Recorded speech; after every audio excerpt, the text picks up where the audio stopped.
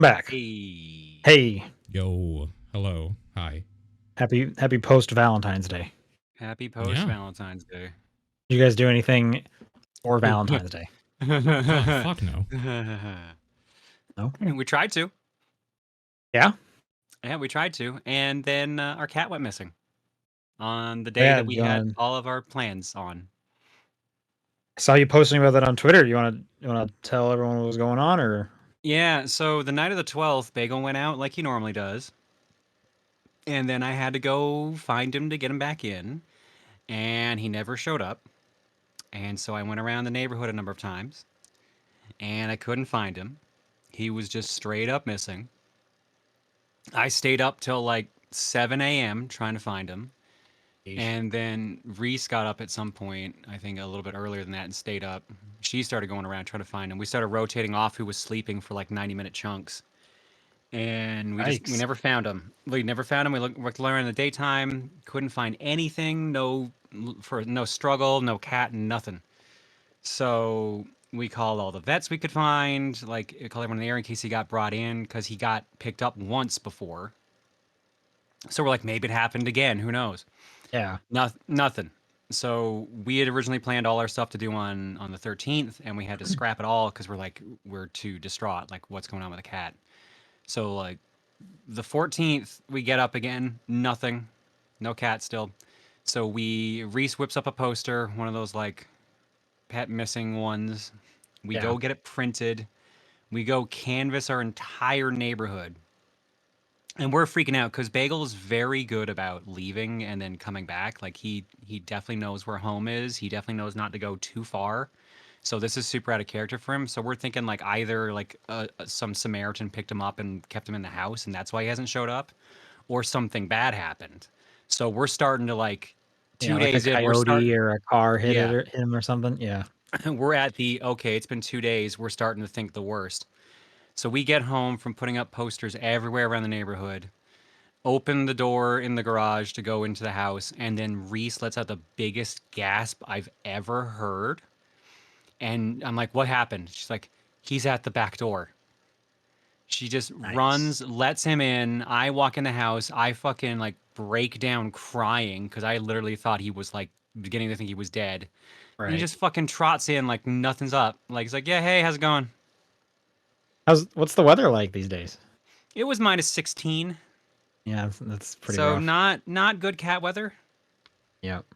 So we, like I said, like we were like super worried he was frozen to death because I have frostbite. No, he was like basically fine. Jeez. He messed up his foot. We don't know how. Our guess is he climbed a tree and that's where he was the entire 2 days. Um, but like he ripped out one of his claws. The rest of his back claws were damaged. But yeah, like he otherwise trotted in and was like, "Hey, I'm hungry. Can I have some food? Okay, I'm gonna go sleep for like 12 hours." Sure. So we brought him to the vet, got him checked up. He also had an ear infection we weren't aware of, so like he's on a bunch of meds and stuff. But he is now permanently not being allowed outside anymore because we cannot take that ever again. Because I was holy just about shit! to ask, are you gonna stop letting him be an outdoor cat? Oh yeah, no. After that, fuck that. Never Yeah. again. Yeah. If we can help it, never again. Well, I mean, it's a happy ending at least, so that's good. It is a happy ending. We were like, oh, thank God, happy Valentine's Day, babe. So But did you yeah, we guys had like to, replan or reschedule your plans or anything? yeah, we were gonna like we were gonna go out to dinner and then we were gonna go have like we were just relax on the couch and watch like a show together. And instead, we were just like, okay, well, now that the cat's here, now we can watch the show, and then next week we'll go out for that dinner we were supposed to do. So Nice. we Right rescheduled on. everything as best we could. Paul, you said you did nothing for Valentine's Day? Nah, there's nothing special about Valentine's Day. We go out on regular dates. We hang out all the time. Valentine's Day is just another day. It doesn't matter. I'm pretty similar to that one. Don't really do much for Valentine's Day. So nothing over on this end. Specifically on the day too. It's just like a hassle because that's the day. Oh, dude, It's the day impossible of to get. sucks. It's the worst. Yeah. Yeah. So like the day It's all of is like just day whatever. before, after is way better. Yeah. So we'll go out The to times dinner we this have weekend, and that'll be a thing, I guess. Yeah, the times we have done it, it's never on the day. No. Um Also, because it's usually like in the middle of the week, and it's just easier to go out on a weekend. So, Yeah, that and Mother's Yeah. Day. Like, I've tried before to do things on those days, and it's fucking impossible if you hadn't booked like months in Oh. advance. So I Okay. don't bother anymore. Yeah, I'm nowhere near my mom, so it's a long time since I've like done something in person Mother's Day related. Usually it's just sending up a card in the mail. Sure. I could see that for sure. Yeah. Well, with that said, let's do some video game talk because this is the Top Down Perspective for February 15th, and I'm Sean Booker. I'm Paul Fleck. I'm John Wheeler. And John, did you play anything you want to talk about? I sure didn't. Okay, The only Paul. thing I can talk about is Addams Family Values for the SNES, and I don't know if you want to hear about that. I do actually. Let's talk about it. Sure, yeah, why not? Oh, actually, all right, fine, fuck. Yeah, Call me out on the spot. only if you want to. Sure. That's my game clearing game for currently for stream is Addams Family Values for the SNES. It's a Zelda. Yeah. It is a top-down Zelda game, but you play as Uncle Fester. Is it any good? It's actually all right. I Okay. think it's neat, but it's definitely one of those ones where you need a guide because shit is confusing. You do get a map if you talk to the right NPC, but the map is not the most helpful. It'll like give you symbols to show like, hey, this room has like a staircase to go to a dungeon or like another zone. But also one square on the map might represent 4 squares. So it's not the most helpful. Thankfully, there's like VG Maps has the entire game mapped out already. So if you think you get lost, just go look at those. Sure. Yeah. But my biggest gripe with the game, this is a game I used to play as a kid because I borrowed it off a friend all the time. Okay. My biggest gripe is that your attack strength and range is dictated by your health. The more hits you take, the weaker your shot becomes and the less range you have. Right. That makes sense. I could see that. Who do It you play makes as? sense, but like think about it. Like you've only got like you're on your last heart and like your range is basically right in front of you. No, I mean from like a gameplay perspective, it's like you're getting weaker. Let's make it harder, which is not ideal. But just from like a realistic sense, I From a could see that realistic making sense, yeah, it makes perfect sense. Yeah. But like gameplay wise, it kind of bites. Yeah. And another frustrating thing is like you're shooting out of your right hand, which doesn't matter if you're looking left or right. But if you're facing up or down, it is off center. Like when you look left or right, they center it, but when it's up or down, it's definitely coming out of the right hand. So there's like I see. Okay. empty space to your left anytime you're facing. So you're like it's very easy for an enemy to just kind of walk up and get you because you couldn't defend that part of your body. Who are you playing as? Fester. Fester. Uncle Fester. What do you mean shooting out of your right hand? Does he have a gun? He literally shoots electricity out of his hand. Is that a thing? I don't remember that. He has a bunch of like electricity things. Like he doesn't really shoot it out of his hands per se, but like he'll like put a light bulb in his mouth and it'll light up, stuff like that. Yeah, that's what I guess I remember that the light bulb in the mouth. So I guess they just kind of expanded off that. Or does he do more electricity stuff in like the show and movies that I'm just forgetting? I think it's just they expanded off of it. Okay. I don't know. I think it's a neat game. It's got a lot of backtracking, unfortunately, but like it's like the dialogue's kind of funny. You wander around. There's like a lot of hidden secrets and stuff like that. I've been having a good time with it. So I do recommend if you want like a Zelda-like, but maybe either get a guide up or get a map up. Cool. I also don't recall like there being like enemies in the show. I guess regular people or something. Like who are you fighting? Random monsters. They just made a bunch of random monsters. Just a monster. Oh, okay. It's based off the second movie, so the main villain is the villain of that movie. Okay. But it's also apparently like a sequel to the movie, which is also confusing considering how the movie ends. I don't know if I've seen this movie. I watched the show. That's the majority of my Addams Family. Oh, yeah. This is the Raul Julia era. Oh God, he was so good, so good. He was so good in that. They were all really good. Those movies are incredibly good. Yeah. We're playing as good old Christopher Lloyd. There was a weird time there where there was just a bunch of Addams Family's games coming out, like Fester's Quest on the NES. I think there was Pugsley's, like, fucking whatever thing. Pugsley's Scavenger Hunt. The 2D, like, platforming type game that was totally mediocre, if not kind of bad. Like, yeah, there was a bunch of stuff that came out, and then nobody cared anymore after that. Yeah, there's like 3 Addams Family games on the SNES, Yeah. and they're all different games. It's wild. Did Yeah. Wednesday get a game? No, Maybe I now. feel like she's one of the more iconic members of the family. she's definitely one of the more popular ones, especially now. But I Now, think back definitely. then, Yeah. Yeah. Yeah. I would have just thought like way more popular than Pugsley.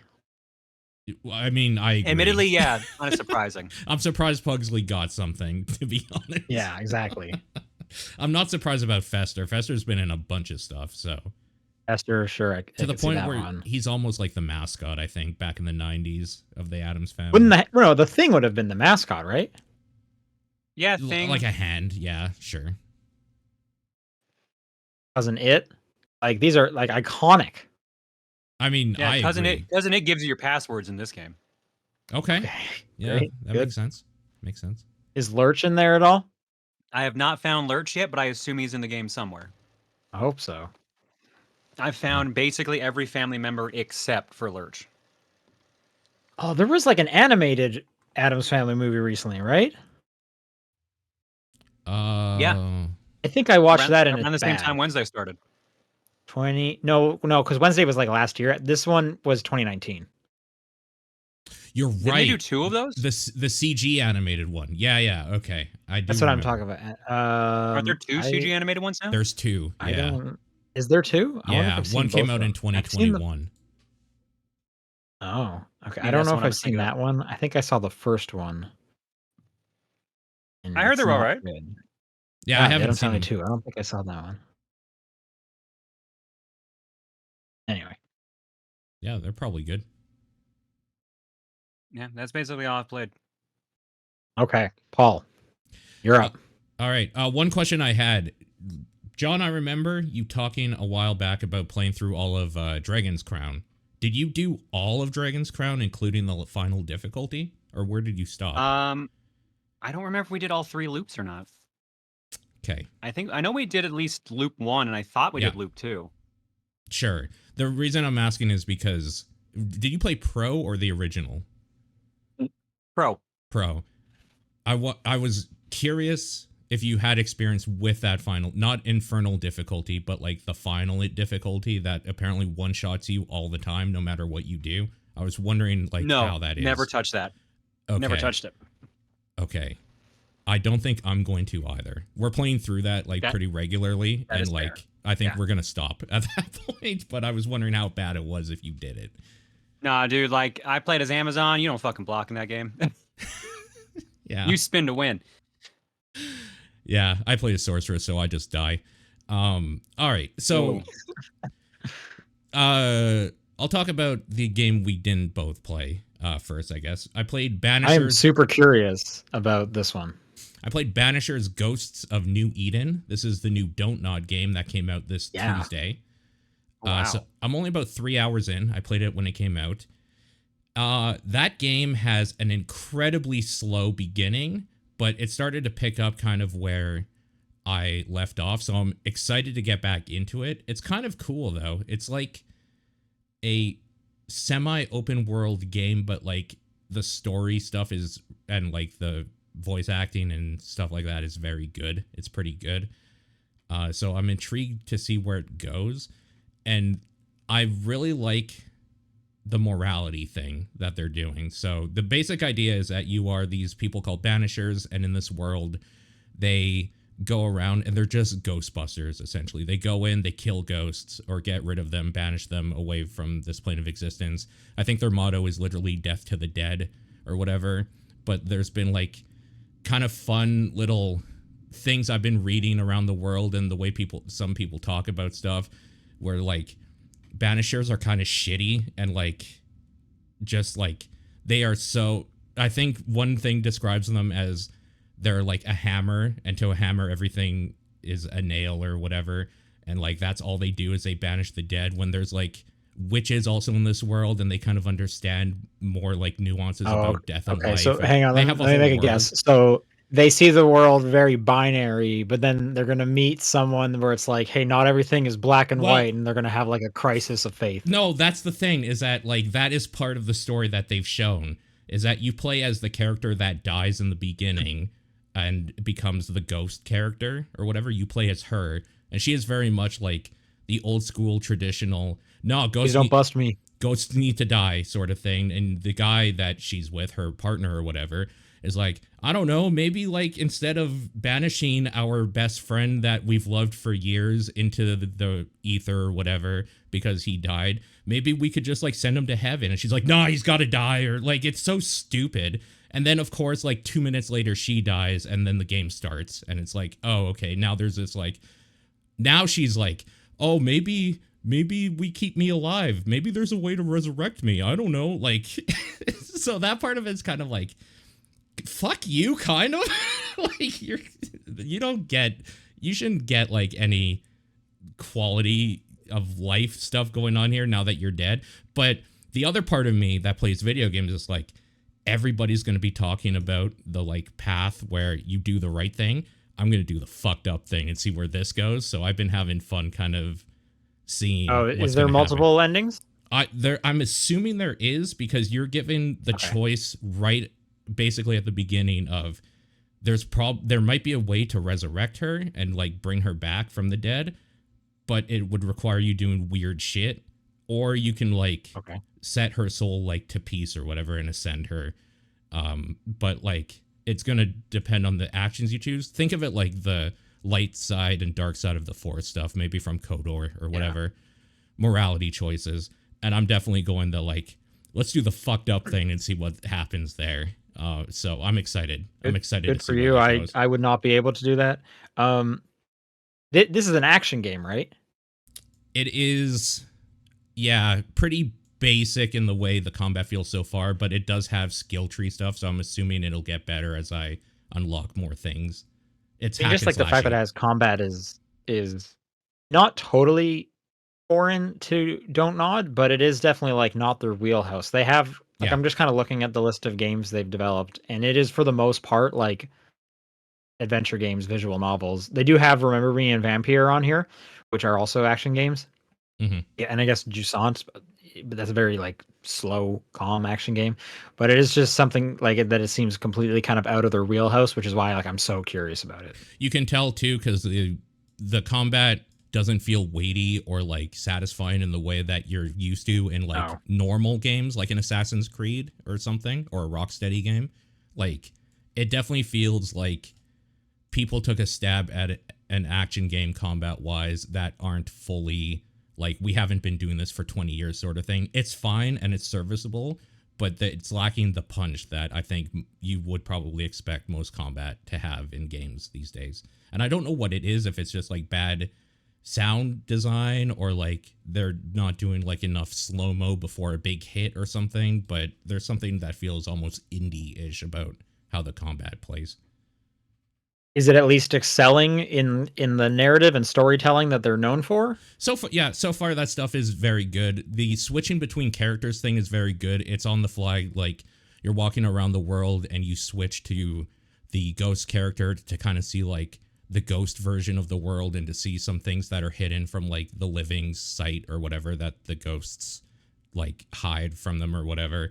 And when you go into like, you just like push Y on the controller or whatever, and it switches between their perspectives instantly, and the whole world kind of changes in color and like vibe and stuff. It's very, very cool. There's a lot of very cool exploration and like finding out what's going on here thing. I did my first haunting, which is going to be, I think, the core side mechanic that kind of determines your ending, it seems, where you are literally just like finding a scenario where a person is being haunted by a ghost, doing a little bit of detective work by looking around and reading stuff to see why this situation happened the way it is, and then making a decision on if you're going to help the ghost or if you're going to do your own thing or whatever. That seems to kind of be what it's going to be going forward, and that part is very, very cool. It's kind of like little side stories happening in this world that you're kind of taking on, but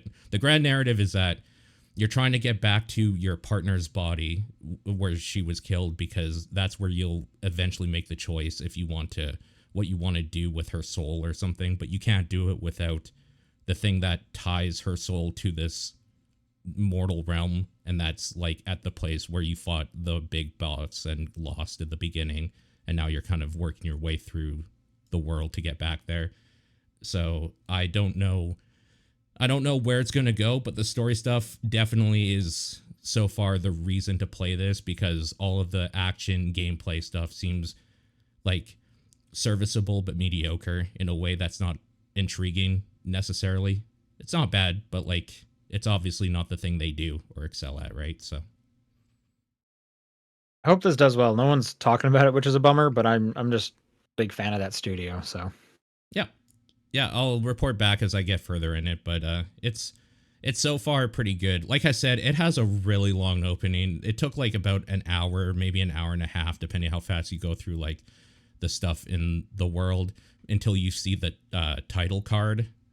Like the intro is pretty long and drawn out. So it started opening up quite a bit after that, though. After the thing happens, that kind of starts the game. So far, so good, though. So far, so good. The second game that I'll talk about is I've been playing Helldivers 2, and I see that you have also. Yeah, like enough people were playing it where I was like, I'm clearly missing out if I'm not playing this game. Mm-hmm. So let's try it out. And I had to go down a journey of like, where am I going to play this game? So it's on PlayStation and it's on Steam. Right. And I was like, well, it'll look best on PlayStation. But Sony is still the only company that will not let you change your region. So if I want to play it on PlayStation, I have to use my Canadian bank account, which I hate using down here because that's just a hassle. And it would require me to subscribe to PlayStation Plus so I can play with other people. So that's like an additional cost on top of that. And also, if I'm not getting it on the PC, it's just going to be more expensive in general. Right. But my PC will not run it anywhere near as nicely as the PS5. So that was kind of the trade-off. Right. Okay. And I was like, well, maybe I'll just kind of wait and see what happens. And then like that week, like later that weekend, the other thing that was not great was it was not running on Steam Deck. But then something happened over the weekend where Valve did some magic wizardry and it now does function on Steam Deck. So I bought it on PC so that I didn't have to jump through hoops and pay basically twice the price. Right. So I'm playing it on Steam Deck. It looks fine enough. It runs fine enough. Based on videos I'm seeing on like Twitter and stuff, I'm definitely like getting an inferior version, but I'm playing the game and I'm getting like, 80% of the visual quality, and that's fine enough for me. Sure. So Helldivers is basically like you go into a mission in this war against a bunch of alien creatures, like Starship Troopers creatures, essentially. It's Starship Troopers in terms of like thematics and like vibe and tone. It's a lot of people like we need to protect Super Earth. Yeah. And you're fighting bugs and shouting stuff like "Taste this democracy." Yes. It's very good. It is really funny.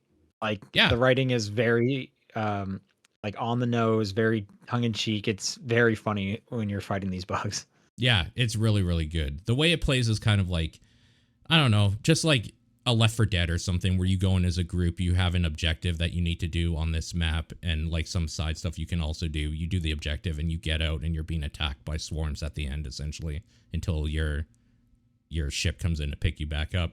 They do a lot of really fun stuff. I really like the idea that there's this global scale war thing, and anytime you do a mission, you're doing like 0.0001% of the initiative. So you're seeing in real time just like thousands of people make that percentage go up as more and more people are doing missions together. Yeah, just to expand on that, when he means like global scale, it's everyone who's playing the game is like working towards a shared goal. And I think there's even like a reward if we all finish it in time. Yeah. And then they'll like move on to like the next planet or whatever. Yeah. So when you do finish a match, it's like, congrats, you've increased you've pushed back the threat by like a 1,000th%. Yeah, a marginal percent. Jeez. It's so tiny. But what's also very cool is that to choose your mission, you go to the map, the hollow map or whatever, and you kind of like see an outline of the area that you're looking at for like missions you could do, and you'll choose an area, and then you'll choose like a mission in that area, and then your ship like that you are on, your lobby or whatever, will actually physically move to that area. It'll like jump to that area of the world or whatever. It's just cool little details like that in the background that make it. Speaking of ship, feel what really what cool. did you name your ship? The something of family values, something like that. I totally forgot mine. I knew I was gonna ask this question. I'm gonna try and load up the game so I can get you the name of it. I do love that you can name your ship something pretty goofy all the time. Yeah, it does the So thing I'll of get the answers. In a it'll minute. have like a bunch of adjectives on one side and then another bunch on the other side. Adjectives and nouns, I should say, and you can just kind of mix and match. You can change that on the fly as well, like later on. But mine's what is it, like arbiter of family values or something like that? I don't know. I just chose two random things. Yeah. The other big mechanic I think is really interesting and really fun in this game is they have this weird mechanic where you can call down different supplies and special weaponry. That's basically you punching in a combo and then like activating this orb to do different things. And I think that shit is really, really fun and cool, even though it can get a little weird and sometimes maybe people accidentally kill you if you don't recognize they're calling in like an airstrike or an orbital laser to destroy the whole The friendly area. fire is definitely like half the jokes in this game. Yeah. Where it'll just be like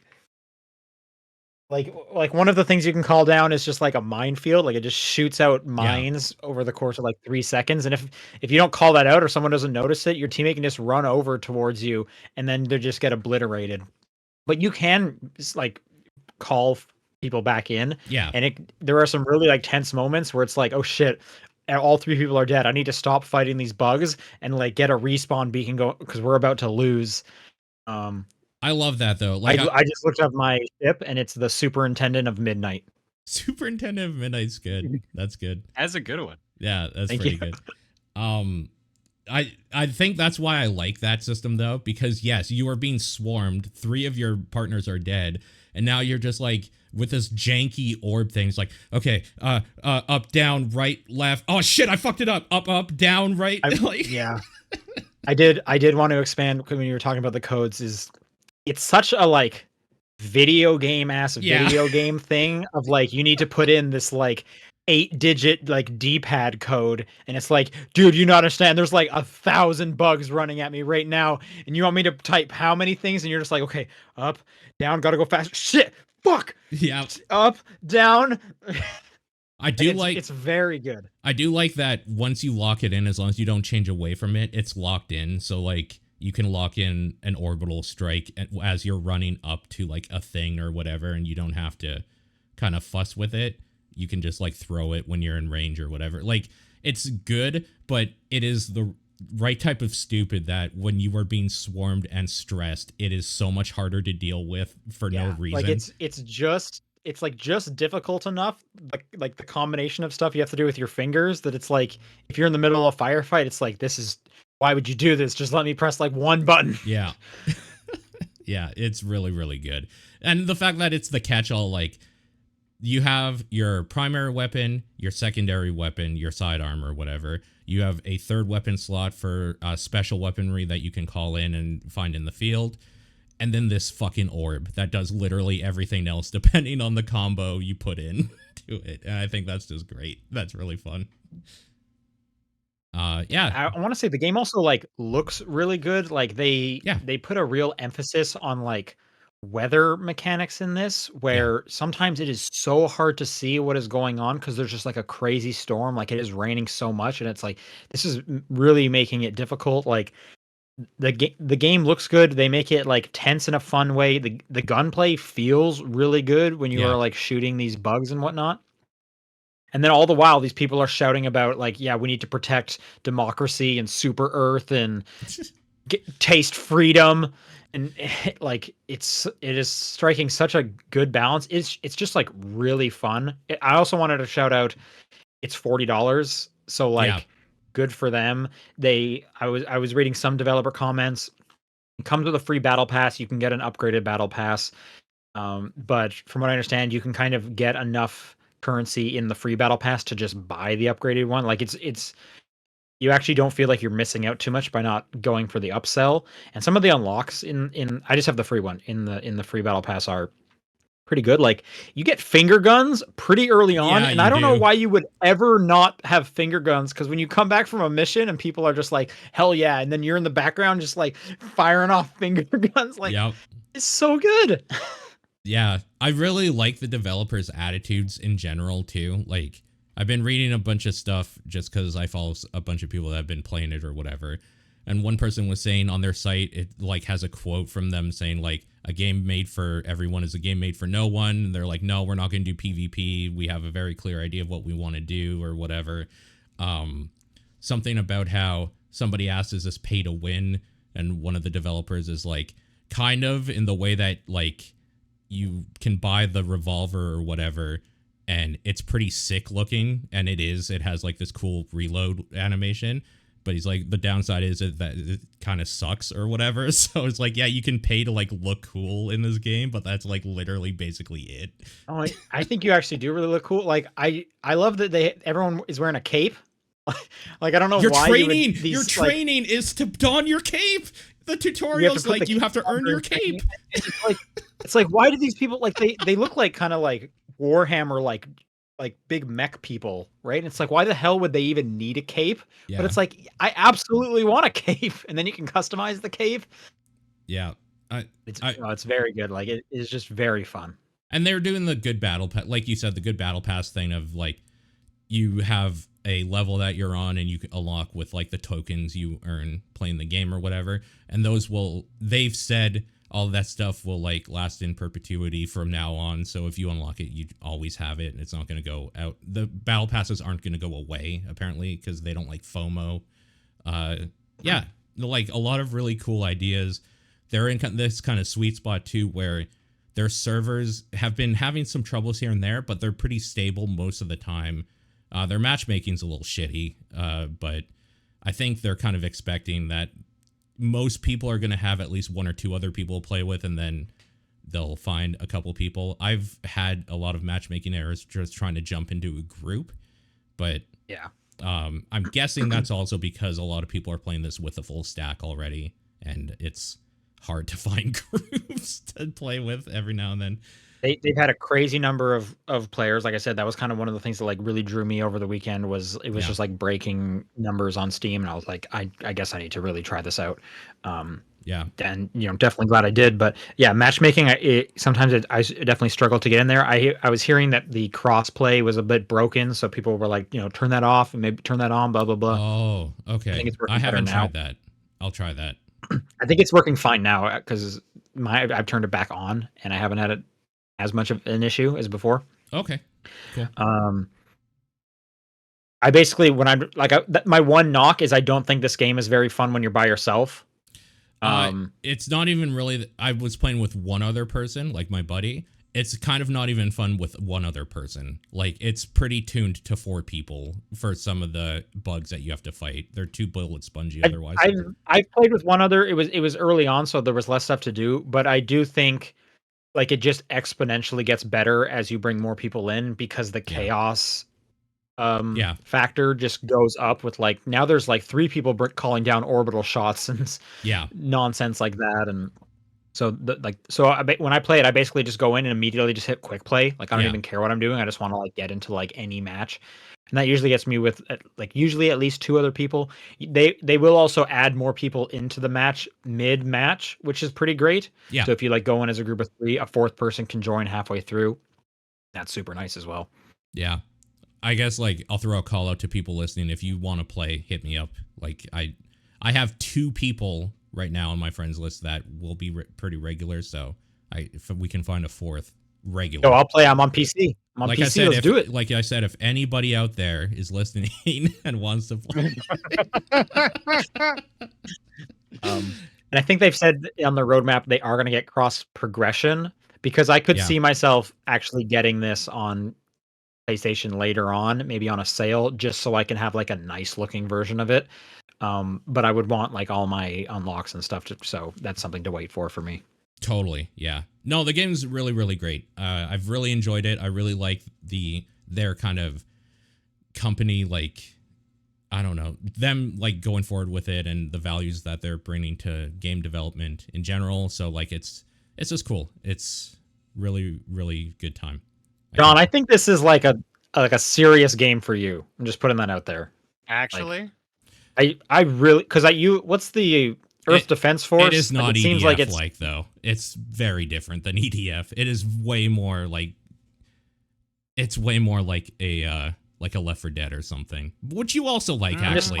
So I do like saying, like vibes, Starship Troopers. I think you would really like this game. The vibe is definitely there. It's the gameplay I don't know if you would bounce off of, but the vibe is fully there for sure. Maybe try it on PC. If you don't like it, just get the Steam refund. Maybe something to consider. Maybe, but like, man, so much stuff came out. Like, I'm behind on stuff. I haven't played the new Prince of Persia yet. Arzest came out this week. Oh, hey, we're all behind. I'm just throwing it out there. I have a good feeling about this one for you. I just wanted to say that. And I had seen a bunch of people saying like they were having issues connecting to Helldivers when it got first released. So I've just been kind of like holding off and waiting for that at least to clear up before I start worrying about it. Oh, I will put out a PSA that I heard. I haven't had this problem, but a lot of people were complaining that the game would crash on them or wouldn't be able to connect when they tried to load up. If you load up and you have problems connecting, load up again, watch the full intro cinematic, and then it'll work. Apparently that's a thing, but I haven't had this issue, so I haven't tried it myself. I haven't had that issue. I had one crash. I never watched the intro cinematic because I'm a person with a life, and I need to like move on. But if that's fixing the problem for some people, good for them, I guess. Yeah. No, it's great. Helldivers is very, very good. That's it. That's all for me. Yes. All right, I want to quickly touch on Hi-Fi Rush because that was like the top of my, what was that category last year? I promise I'm going to get back to it. I keep telling myself. I got back to it and I finished it. I finished it over the weekend. Yay. So that's great. I just wanted to call out that second last stage with the Joy Formidable song. That was awesome. I wasn't like super feeling the whole game. And I think it might have been because it was a bunch of music I just didn't like know, but I knew that Joy Formidable song. So when I was like playing it, and I was like fighting to the beat of this song I like, it was like everything just clicked. And that was awesome. That game has just great vibes, great writing. Obviously the art looks great. I'm glad I finished it up. I just wanted to say that I actually did go back and finish the game. I kept saying I was going to all year. Did you like that final boss? Because that was one of the down moments for me. I love that song. It's one of my favorite bands. Perfect Drug by Nine Inch Nails is the final or copyright song or whatever. But I didn't like that boss fight very much. It was fine. I set it down to easy because I came back to it after so long where I was like, I don't remember how any of this shit works. Let's just get through it. This has been on my hard drive forever. I keep telling myself I'm going to play it. I need to get this off my hard drive. Fair enough. So I just set it to easy. So that was kind of, it was kind of whatever. So yeah, I mean, I didn't have much of an issue with it. I'm not a huge fan of that song, so it was a bummer that the second last mission is great. It's when you're fighting like the really big one, and you get to play as Cinnamon for a quick second there. Oh, that's a great stage. It was easily my favorite one. Yeah, there's some good stuff in that game for sure. Absolutely. And okay, I want to talk about a game called Ultros that came out this week. Yeah. That is spelled Ultros. Yeah. This game it's a Metroidvania, but I think the big thing that differentiates it is the look of it is incredible. If game visuals are anything of interest to you, you have to look this game up. How would you even describe this, Paul? Like everything is like it's like a neon. What were those? What were those old like felt velvet like marker? You know what I'm talking about? These look very Day of the Dead. A little bit, yeah. You know what I'm talking about though? With that like those old coloring things with like the black felt. Oh, there's like velvet art, velvet paintings, something like that. Maybe something like that. I don't know if maybe that's cluing someone in. This game looks exactly like that. and it has such a striking visual. I think it's gorgeous. Like pretty much any part of this game is like screenshot worthy. Like it just looks so good and so gross.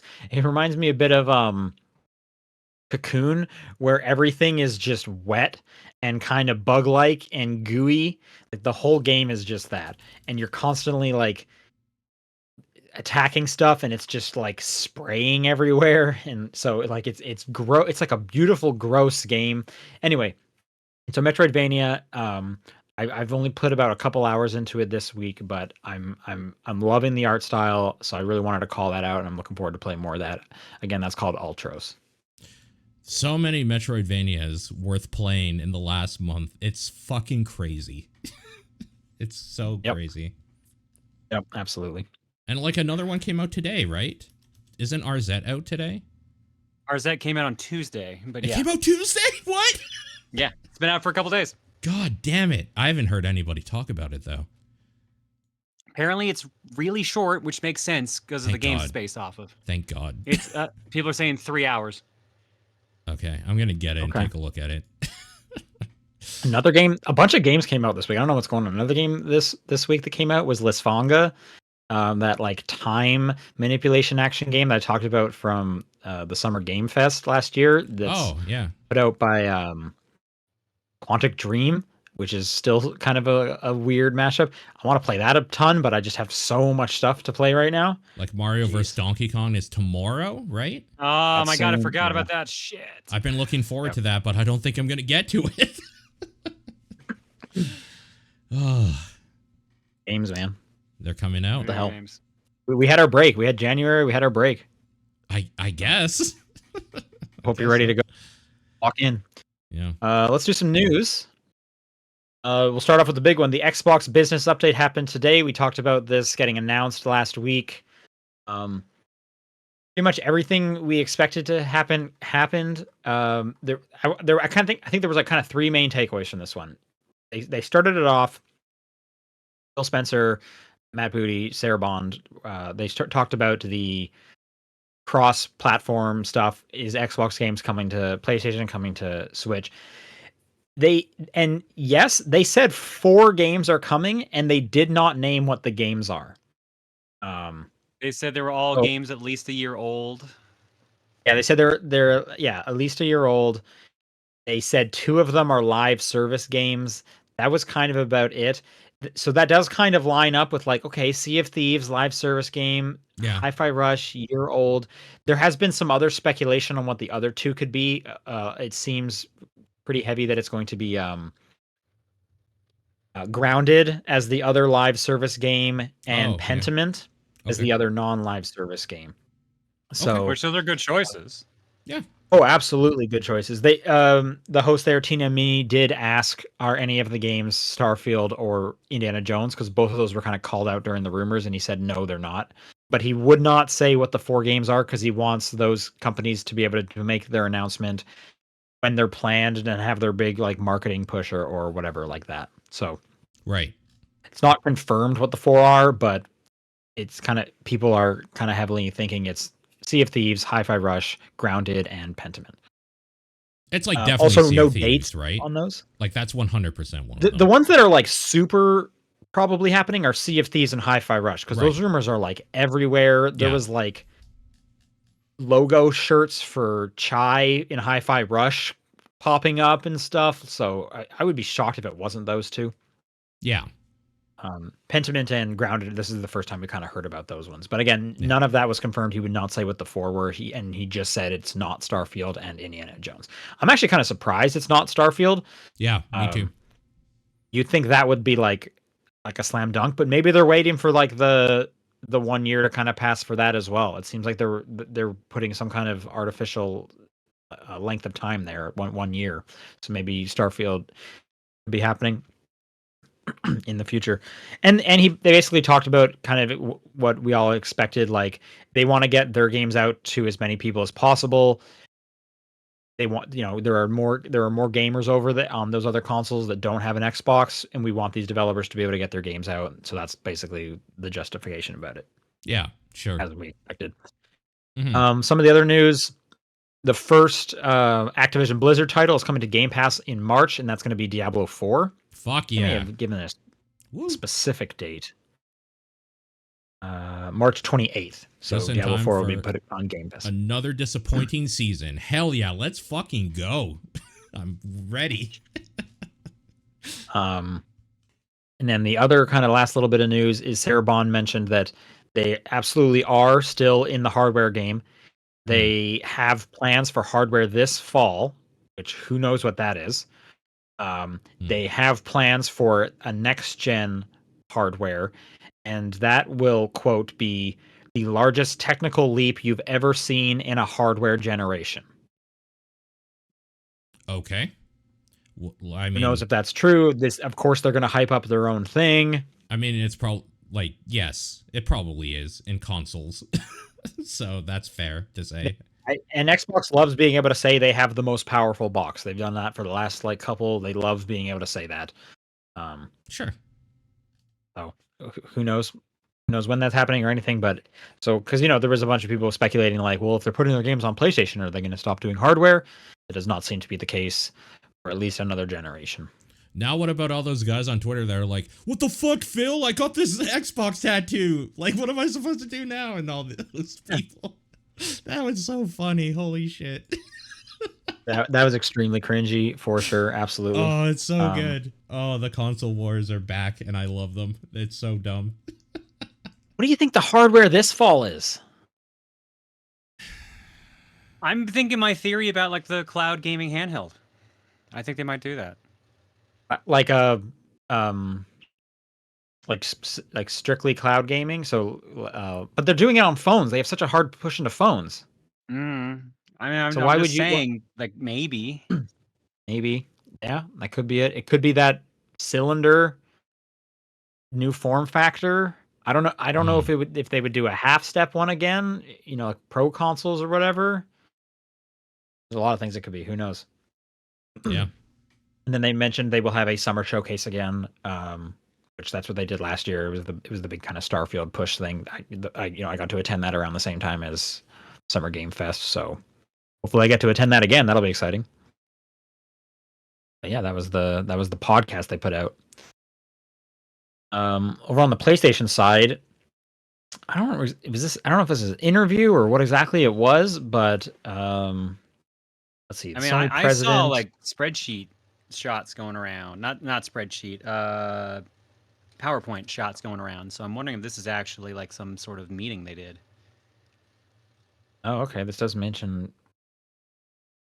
Yeah, okay, I see. Yeah, now I'm seeing some kind of meeting happened. I don't know. Either way, the quote here is regarding first-party software, we aim to continue to focus on producing high-quality works and developing live service games. But while major projects are currently under development, we do not plan to release any new major existing franchise titles next fiscal year, like God of War Ragnarok and Marvel Spider-Man. Fiscal year being basically April to March. What the fuck, Sony? What am I going to do about this tattoo on my back now? Yeah, exactly. Tattoos, Jesus. It's kind of crazy to think there's not going to be any major first-party PlayStation 5 games until April of 2025. Honestly, good.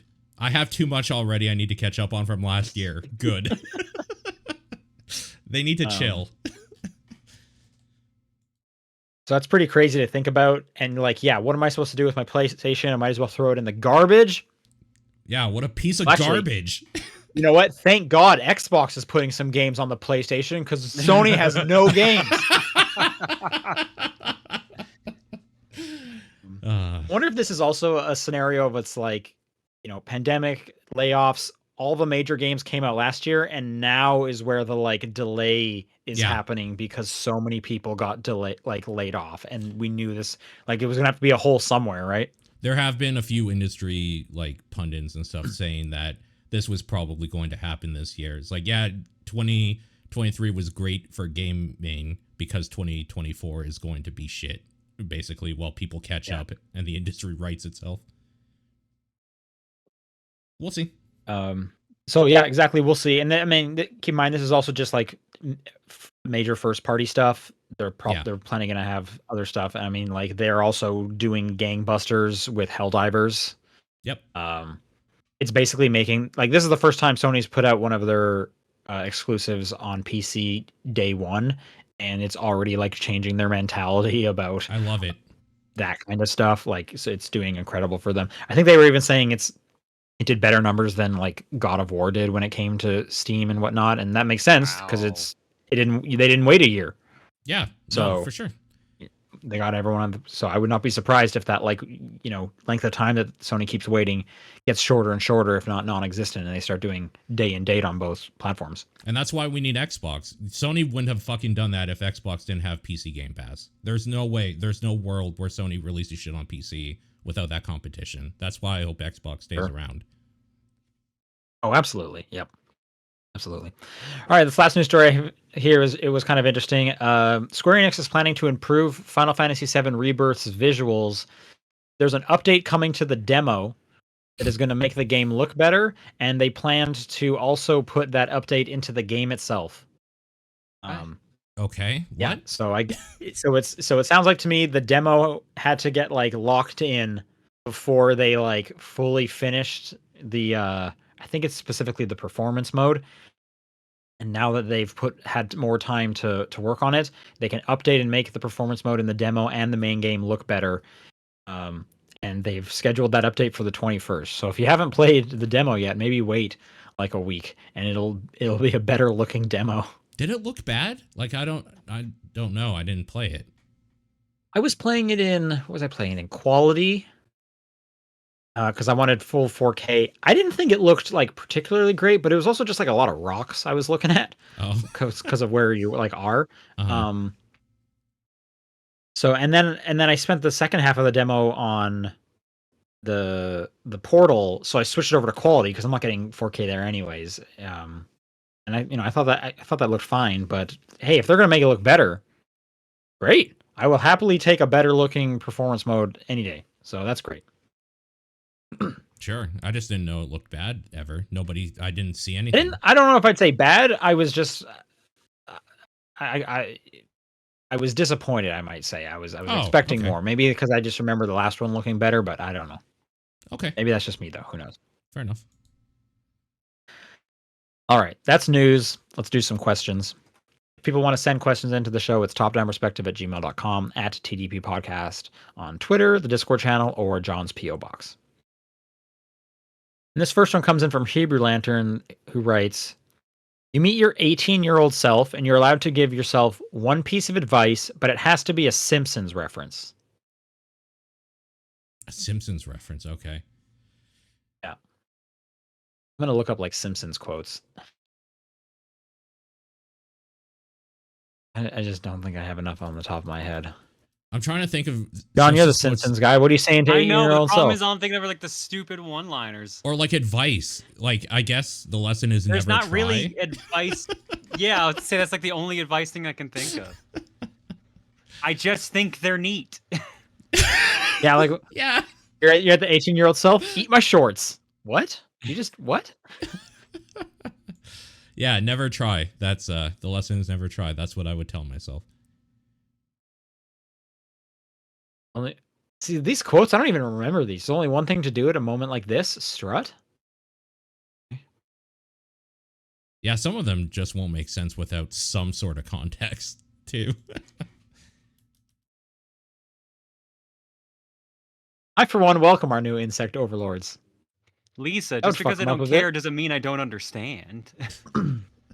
Trying is the first step towards failure. The key to parenting is don't overthink it, because overthinking leads to... what were we talking about? Okay, here's a good one. Here we go. Weaseling out of things is important to learn. It's what separates us from the animals, except the weasel. That's pretty good. No, perfect one. If you don't like your job, you don't go on strike. You just go in every day and do it really half-assed. That's the American way.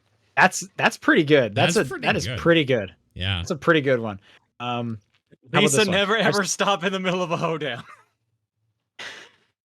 I've said it before and I'll say it again. Democracy simply doesn't work. Yep, that's a good one too. I'll go with... You don't win friends with salad. That's what I was literally just about to say. That's the one I'll go with. This is the worst day of my life. The worst day of your life so far. Yep. That's a good one. Loneliness and cheeseburgers are a dangerous mix. Yeah, that's pretty good. All right. Dad writes, you get free games for life, but 10% of every game will be either out of order with the option once you reach it to skip that 10% entirely. However, you get the choice of the red pill, knowing which 10% of the game will be placed right before you purchase the game. Example, the box says the opening 10% is now right before the final boss, or the blue pill where the remix makes sense in your brain and you'd only know otherwise if you looked up how it was supposed to be. Green pill is not accepting this deal. Which do you take? What? I guess the blue pill, like, you wouldn't experience anything negative because it's making sense in your head, right? Yeah, but it would make talking about them on a video game podcast pretty awkward. Yeah, like, unless you talk to someone else about it, like, specifics, and they Yeah, point that's out, true. like, oh no, that was supposed to happen like 2 hours before. Yeah. I'll take the Part of green me, pill. like, I'm not gonna accept this deal. I don't care about free games for life. part of me, yeah, wants to just kind of like not accept the deal, but free games for life would save me like a lot of money. So it might be like financially like irresponsible of me to take the green pill. I mean, you could just stop buying games if you really cared. Yeah, but I mean that's not like how that works. That's not gonna happen. Yeah, that's not even an option. That's not one of the pills. There's definitely a pill where you can stop buying stuff. I almost think the red pill's not that big a deal, like knowing where it would be. Yeah, I think you take the red pill. Because then you can at also least just in my look head it I all can up be on like YouTube and be like, okay, so here's the part where I was supposed to see it. Okay. I just know I wouldn't take the blue one because I like talking about games and it would make conversations just the fucking worst. Because I would find out anyways after when I'm talking to people about the game. I guess at least with the 10 you can then be like, okay, wait, no, this was supposed to happen at the beginning. Okay. Problem Mixing solved. all like, three pills up, grinding and snorting them. That's a good answer. All right, Phantom A just writes in and says, ahoy TDP crew, bad news. You're being hunted down by a monster for 1 day. Yeah, that's pretty bad. Yeah. However, you are allowed to do anything necessary to protect yourself. If you survive the 24 hours, any crime you commit to save your life will not be in your records. Now choose which monster you have to defend yourself from. You have the choice between the T-800 or the Predator. What the fuck? Oh my god, what? Wait, is the T-800 the one that's... Which one is that one? That's Arnold. Arnold, yeah. Okay, so that's the main one. Okay, for some reason I thought that was like the T-1000 is the liquid metal one. Yeah. Oh, okay. T-800 or Predator? So the Predator can't see you if you cover yourself in mud, right? Yeah, so I would choose the Predator and like chill in a cooler or something with a TV for 24 hours. I don't know. Is that possible though? Well, would you die? It depends how. Because you can't bring like a blanket in there. You have to let your core body temperature go down, right? So it can't see you. Could you go down enough that you just like hibernate? Is that a thing humans can do, or do you just? Are you trying to put yourself in a fucking cryogenic freeze to avoid the Predator for 1 day? Dude, if the Predator's after me, yes, 100% freeze me. I do not want to. If he's gonna kill me, I want to be frozen and just like instantly dead. I don't want to feel that. I think T-800's the bad choice because I don't know what you could possibly do in our like capabilities to escape him. You'd have to run. It would just you'd be running for 24 hours. For 24 hours. Well, yeah. I think you're running in both scenarios, but I mean, at least with the Predator, you could do the mud trick. But T-800 tends to go off of traditional like it won't like fly towards you. It doesn't think to use a spaceship. It might steal like a chopper or something, but like it's gonna otherwise follow like what a human can do. And it has to use weapons like base or like if it's never gonna get near unless you get right next to you. Yeah. Well, it's gonna walk, right? Like, well, so like if I jump on a plane and go halfway around the world, who's gonna have a harder time getting to me? Predator's got like fucking jetpacks and shit and spaceships. They have so a like I'd be spaceship, more yeah. worried about Predator. For Yeah. sure. Yeah. Fight Arnold, get on a 24-hour cruise. Oh, I think the cruise is like the thing you would see in a movie where it's like this will be fine, and then like it walks on like the bottom of the ocean, and No, then it just just like takes pops it just up, gets a boat. It just steals a boat. just gets them, Yeah. and you're trapped because you can't escape, and it's like yeah, I think you'd try and get on like the longest flight you can, and then as soon as you get off, you hop on the next one. Like you just buy the plane tickets, and it's like my layover is going to be 30 minutes, and you just like. So the thing I'm worried about though is that he literally just goes to any army base, kills anyone that gets in his way, gets into a fighter jet and shoots your plane down. Done. Yeah. Damn. Yeah. Okay. Because the problem with the T-800 is that it is basically actually unstoppable outside of like in any ordinary means that we have. Where the Predator you could kill if like theoretically you were the biggest badass in the world. I was gonna say I don't think Like- any of us are killing the Predator in No. this scenario. It is simply about No, absolutely outlasting this not. I don't even- 24-hour clock. I don't even know who you could hire to even try. Like, I don't even have a connection to somebody that would be able to do it. Like, I don't know, man. This is the worst. All I can think is like the body temperature trick is like my best bet. Uh-huh. That's all I can think. Because it seems like the T800 doesn't have a weakness. Yeah. You would have to melt him. I don't even know how I would go about he doing dies by getting like crushed by pneumatic like press in the first Yeah. movie. Yeah. I don't think I could set that up. That seems so hard to set up compared to does. It is cover very myself hard in to mud. set up. Yeah. I don't even know where I would go to do that. I think I would choose the T-800 mainly because at least I would be able to see him as he's on my tail. Like, the Predator being able to go invisible is just way too scary to me. That would stress me out way too much. I think regardless, you're going to be stressed out way too much for 24 hours. There's no way of getting around Well, that. of course, because the Yeah. plan is they're trying to kill you. Yeah, like if you're trying to find which one is less stressful, none of them are less stressful. Like I think the you're hitting T-800 max is stress. much less stressful. Although, there is something to be said about just dying. Like, if the Predator's invisible, like you don't think the Predator's around and he just kills you and you're instantly dead. Maybe that is the better way to go. The only way to win is to not play the game. Yeah. Okay. Rather than see the T-800 slowly walk up to you and just know that you're screwed, maybe it's better to just not see it coming. Fuck.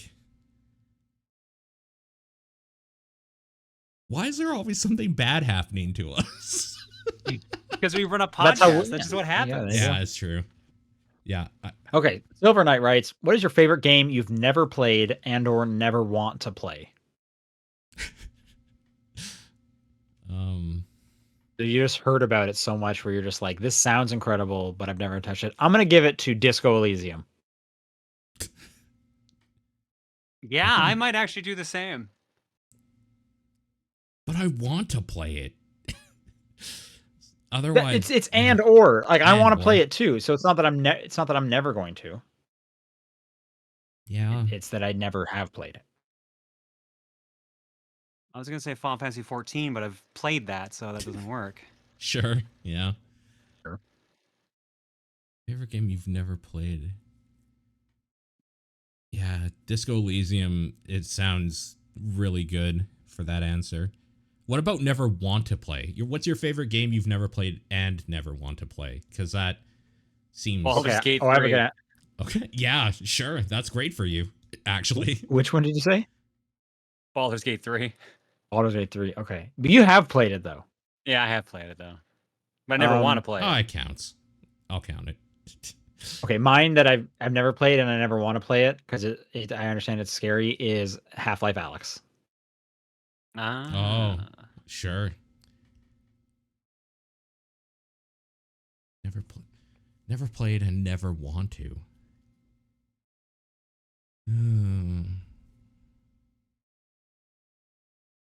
I don't actually know the answer to this. So I want to play something I usually play just a bit of it, at least.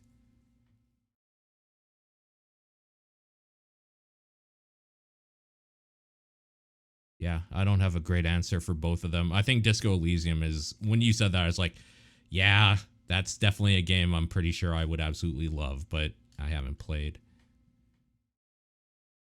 Oh, yeah. Had it installed for so long. Yeah. I'll get to it one day. Ziring writes, with all the rumors of Xbox potentially going the way of Sega, it got me thinking.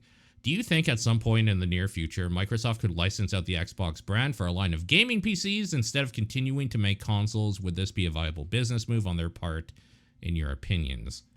We kind of talked about this last week where I was saying, like, maybe they just start making, like, Steam boxes, essentially. Just, like, a little PC that runs their stuff natively. That'd work pretty good, honestly. Hell, Sega kind of does that with their mini consoles. Yeah. I think the current consoles are basically just PCs with like a UI put on top of it. But like an Xbox branded PC, I don't know, they're already like on everything that has Microsoft, so I don't really see them needing to do that. Like I don't know why anyone would go out of their, I guess so in this scenario there wouldn't be a console. Well, in this scenario, like Dell could buy the license to make an Xbox PC, is what they're saying. They're licensing out the right. Yeah, but I'm just saying, like, why would you go out of your way and get an Xbox PC? You know, if there's an Xbox. But I guess in this scenario, the Xbox console doesn't exist, so it's like I want my like really Xbox focused one. I mean, maybe people are kind of making their own like Steam Deck equivalents, right? But yeah.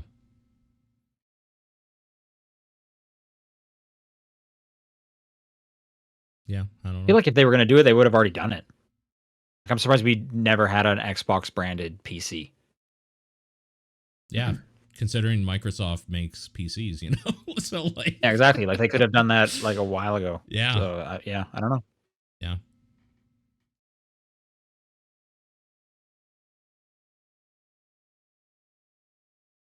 I think it's me. Shane writes in and says, I was informed the 3DS becomes a teenager this month. What are some of your favorite 3DS gaming memories? 3D P-Cross, 100%. 3D P-Cross. Okay. Mine's probably the existence of Professor Layton Cross Ace Attorney. What a great mashup. Like, holy smokes. That's just perfect. I remember linking Super Mario 3D Land. I literally don't remember half the stuff I played on the damn 3DS. Now I'm clicking through to see what I've actually played. Mario Kart 7 is a fantastic Mario Kart. Monster Hunter 4 Ultimate, fucking awesome. What a great game. Shantae, the Pirate's Curse was on there. The Ambassador program. That was yeah, wow. Was like weird, but it's like those are some great like Game Boy games that they gave me for buying this at launch. I really liked in 3D Land when it used the 3D to do like cool perspective puzzle stuff in like some of those pipes and stuff. I have the right answer, and I can't believe none of us said it. It's street passing. Oh yeah, that would actually be it. That's the best thing about the 3DS. Like, holy smokes. That was the best part of going to cons, honestly. When street passing was such a cool thing. 3DS. Yeah, and just that doesn't exist anymore. Yeah. Or when they would like spot pass you like Miyamoto's me. And he's got like gold pants or whatever for some reason. God. It's good shit. So weird. Also, Mutant Muds. That was a good game. Oh, Mutant Muds was fun. But that at least got off the 3DS. Yeah. I forgot about the one I played a lot was Dead or Alive Dimensions, so it was finally portable Dead or Alive, which was super fun to play. Oh, interesting. Okay.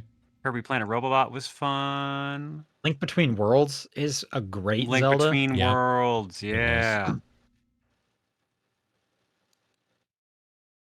Yeah, good times.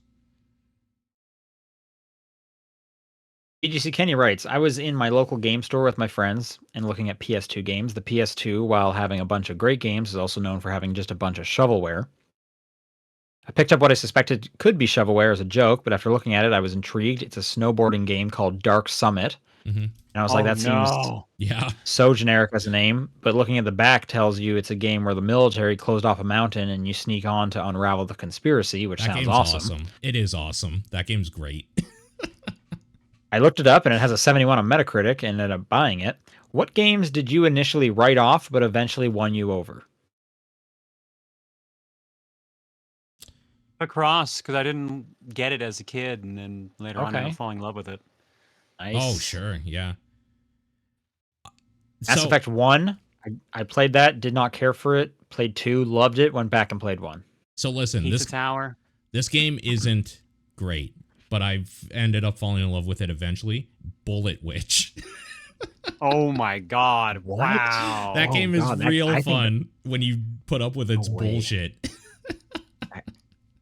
I have a copy. I don't know why I have a copy, but that game sucks. No, that game's totally okay.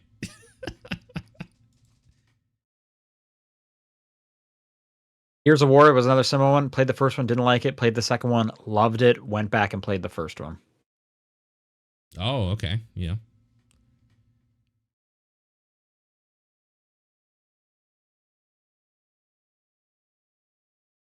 All right. Suku writes, video games based on board games. How do you feel about them? Does the convenience beat the physical aspect of playing in person? Are there any you feel offer a better experience? Monopoly's like the only game I prefer to play as a video game over a board game, because I don't want to fucking have to keep doing math. Sure. Yeah. Yeah. It's weird because I like the convenience so much about we could play like a tabletop game right now, even in tabletop sim, like the three of us if we wanted to, without having to fly across a country or whatever. But there is something about, like, say Monopoly, right? You can't cheat or make up your own rules. Like, you are very strictly bound. Like, there's no house rules when you have a video game version usually. I see. Of something. Okay. Yeah. And I kind of like that aspect of playing in person when you can just like make shit up or just like that interaction part. I rarely do it.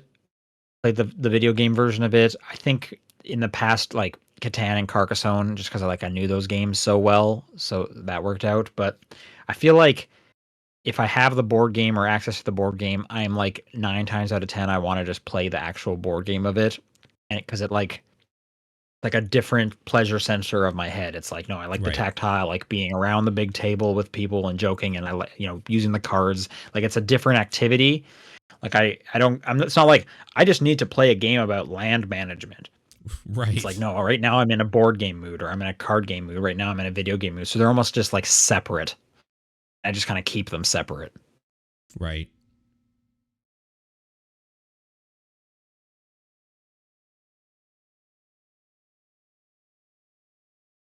All right, that leaves us with the last one here from Hayes Hero EX. Was your game of the year 2023 better than the one from 2022? In case you need a reminder for what y'all picked, John picked Infernax in 22 and Armor Core 6 for 23. Paul picked Elden Ring in 22 versus Baldur's Gate 3 in 23, and Sean picked Elden Ring in 22 versus Alan Wake 2 in 23. They're too different. They're way too different. Yeah, same with me. I'm not making that choice. Definitely different. Okay, I won't be a coward. I'll make that choice. Elden Ring is better. Yeah, I mean that's just objectively right with your choices. So that makes sense. Okay. So like mine's fine, but you can't figure it out?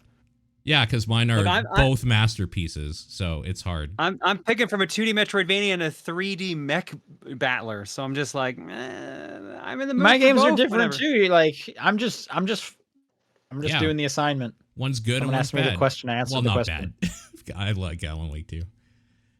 If I had to choose, I'd probably like Elden Ring more, just as a game in general. So I would probably choose that. John, you have to pick. I really, really like Infernax. Okay. Yeah. But I think I gotta say Armored Core 6. Oh, you're picking Armored Core 6, so Infernax sucks, is what you're saying. No, Infernax does not suck. This is why I couldn't answer this damn question. Yeah. All right. If people want to send in questions for next week, it's topdownperspective@gmail.com, at TDP Podcast on Twitter, the Discord channel, or John's P.O. Box. What is your game of the week? Helldivers. Addams Family Values. Mine is also Helldivers too. Thanks everyone for listening. We will see you next week. Bye, Bye, everybody.